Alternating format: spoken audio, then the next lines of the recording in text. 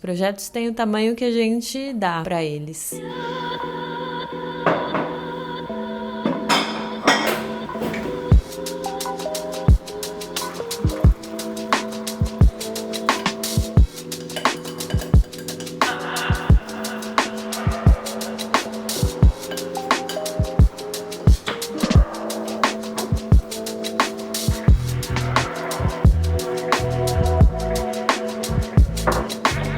Bom, é isso, né? Julho começou. Estamos no meio da Copa do Mundo. Até ontem tava dando uma viajada com relação a isso, porque quem é mais entusiasta, eu gosto, eu entro um pouco na onda, assim, pra ser sincera, né? É influenciada por pessoas mais empolgadas. Mas eu tava pensando nisso, assim, quem realmente gosta, né, de acompanhar, tem essa coisa com o evento e com o futebol como um todo. Espera 4 anos e a Copa passa assim, né? Hoje é uma quarta-feira, temos encontro da comunidade hoje, a gente tem uma aula extra. Que me paga o Prolabore, sei lá, 600. Então eu pago 100 dos meus custos e tenho 500 de Prolabore. E uma intermediária que vai, sei lá, que fique 300, tá? Então 100, 300, 600. E no vídeo anterior até foi um ponto que eu trouxe pra gente discutir, assim, né, pra refletir a questão das barreiras internas, coisas mesmo que a gente vai colocando na cabeça e que acabam atrapalhando mais do que ajudando. E acho que um primeiro passo é esse de identificar o que são esses pontos, porque muitas vezes também eles vêm fantasiados de outras coisas, né? Então, por exemplo, a famosa procrastinação, que muita gente acha que é procrastinadora porque é preguiçosa,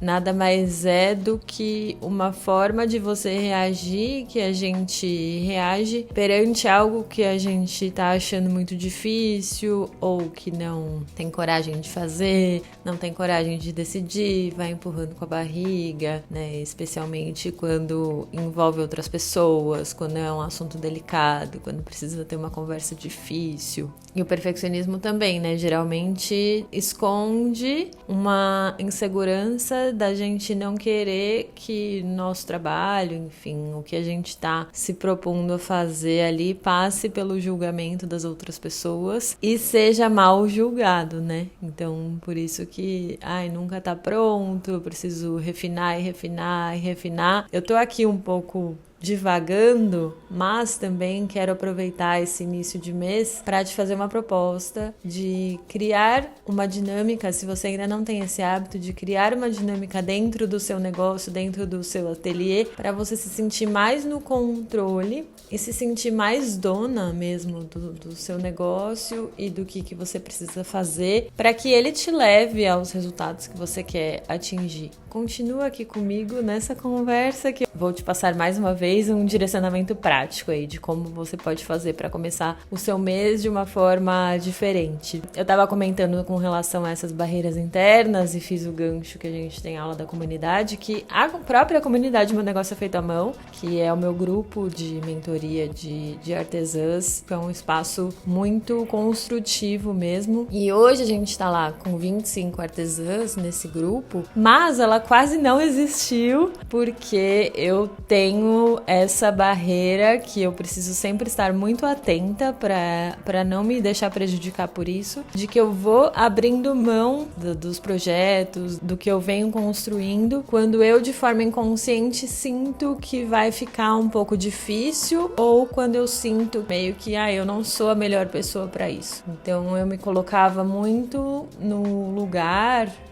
com relação à comunidade especificamente, do tipo, quem sou eu para criar uma comunidade de mentoria de artesãs? Como que eu vou me colocar nesse papel de mentora? E entendendo que era isso, que era esse o bloqueio, algo que me ajudou foi realmente entender o valor do trabalho que eu entrego e que também a gente, com o trabalho que cada uma faz, a gente não vai resolver todos os problemas, a gente não vai conseguir fazer tudo, nem alcançar todas as pessoas, nem fazer com que todas as pessoas se identifiquem com a nossa proposta. Então, quando eu entendi qual seria a dimensão, né, do que a comunidade conseguiria contribuir, aí eu comecei a me sentir mais confortável. Quando a gente está compartilhando algo com alguém, A gente sempre vai levar essa pessoa de um ponto A ao ponto B. E mesmo se esse espaço entre os dois pontos seja curto, já é algo que a gente contribuiu. Não, a coisa não precisa ser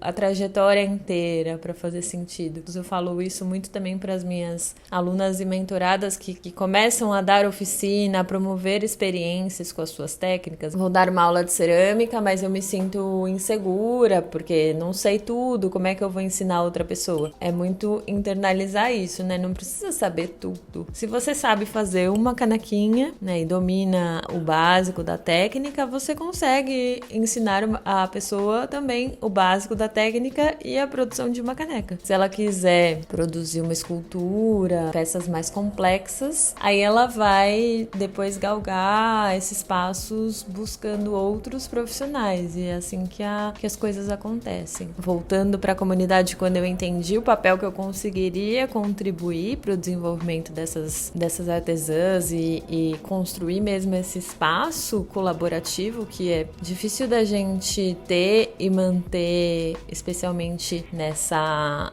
estrutura que a gente tem de trabalhar sozinha e tudo mais. Entender que esse seria o meu papel é o que possibilitou dar esse passo mesmo de coragem e fazer o que tinha que ser feito, e também internalizar que o tamanho da comunidade, o tamanho que esse projeto teria, seria muito o tamanho que eu desse para ele. Falar mais, trazer mais relevância para as próprias artesãs que estão lá dentro, um pouco para fechar esse raciocínio, voltando ao que eu estava comentando com relação a início de mês e questões de ordem prática, que eu sempre gosto de trazer, né, tangibilizar para a prática.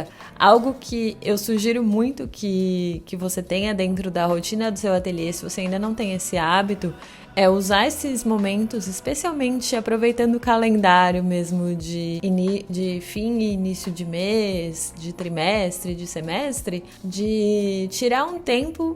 Tirar não, né? Reservar um tempo na sua agenda, intencionalmente fazer isso e escrever lá, reunião comigo mesma. 1 horinha na sua semana, e trata isso como um compromisso que você teria com outra pessoa, porque a gente também tem essa tendência de valorizar muito mais os compromissos que a gente faz com os outros do que com a gente mesma. E além dessa dica da reunião comigo mesma, te deixo aqui algumas perguntinhas que podem fazer parte dessa pauta, mas também vou deixar aqui na descrição do vídeo uma pauta pronta, né, da reunião comigo mesma, que você pode imprimir e repetir aí mensalmente. Faz parte do Bundle LP, é o meu kit de ferramentas para você profissionalizar o seu ateliê de uma forma simples e completa para todas as áreas. E agora vamos às perguntas.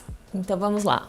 14 perguntas para um mês em que você vai ter mais controle do seu ateliê e, por consequência, vai conseguir trilhar um caminho para ter melhores resultados. Quais os 3 principais acontecimentos do mês que passou? Bons e ruins também. Eu tinha metas para o mês que passou, consegui cumpri-las. Então tinha meta de vendas, meta de faturamento, meta de, reduzir tempo de atendimento. O que consegui fazer por mim no mês que passou? Quão satisfeita me sinto com o mês que passou? E por que me sinto dessa forma? Então, estou muito insatisfeita, por quê? Por isso. E aí seja sincera mesmo de entender da onde vem essa satisfação ou essa insatisfação. O que fiz nesse mês que não estava planejado, e se não estava planejado, por que eu fiz? Então apareceu algo que não tive como dizer não.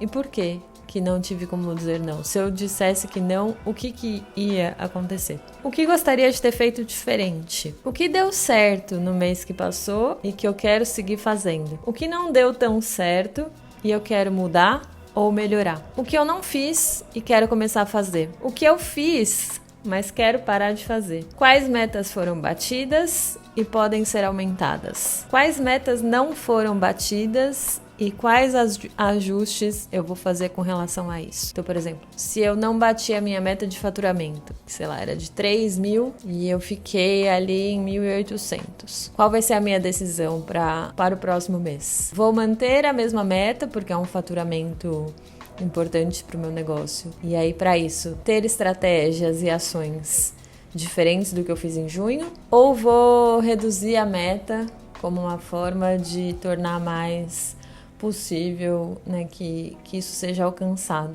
São perguntas mesmo para te direcionar na sua tomada de decisões. Aqui são perguntas mais de retrospectiva com relação ao mês que passou, mas na pauta da reunião comigo mesma que eu comentei agora há pouco tem tudo o panorama de retrospectiva e também do que fazer daqui para frente, né? O que fazer para o mês que está começando. Tira esse momento da reunião comigo mesma para ser gostoso, assim, né? Pega um café ou vai num café, sai um pouco de casa, vai num lugar que você gosta, para sair um pouco, né? Tirar o zoom, como eu gosto de falar, da operação, das questões do dia a dia mesmo, como se você estivesse nessa prestação de contas e a prestação de contas com a pessoa mais importante do seu próprio negócio, que é você. Então, que seja um ótimo mês e nos vemos no próximo vídeo.